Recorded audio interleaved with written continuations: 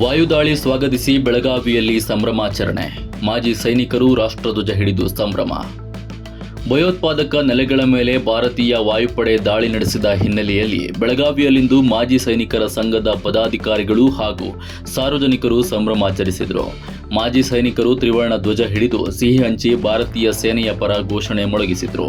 ಮತ್ತೊಂದೆಡೆ ಬೆಳಗಾವಿಯ ಬಡಕಲ್ ಗಲ್ಲಿಯ ನಿವಾಸಿಗಳು ಪಾಕಿಸ್ತಾನದಲ್ಲಿನ ಭಯೋತ್ಪಾದಕ ನೆಲೆಗಳ ಮೇಲಿನ ಭಾರತದ ವಾಯುದಾಳಿಯನ್ನು ಸ್ವಾಗತಿಸಿ ಪಟಾಕಿ ಸಿಡಿಸಿ ಸಂಭ್ರಮಿಸಿದರು.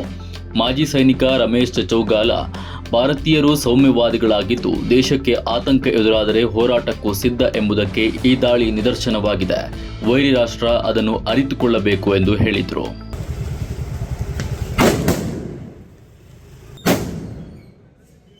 बोलो भारत माता की जय, बोलो भारत माता की जय,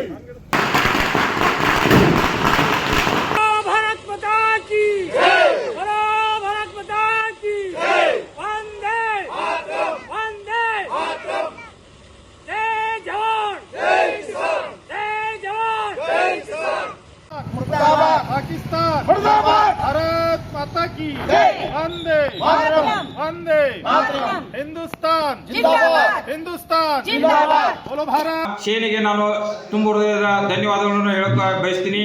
ಏಕೆಂದರೆ ಇದು ಒಂದು ಒಳ್ಳೆಯ ಅವಕಾಶ.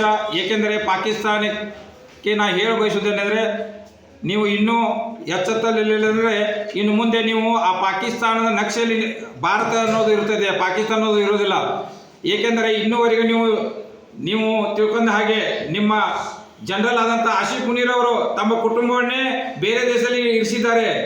ಅಂದರೆ ನೀವು ಯಾವ ರೀತಿ ಇದ್ದೀರಾ, ನೀವು ಯಾರೂ ಸುರಕ್ಷತೆ ಇಲ್ಲ.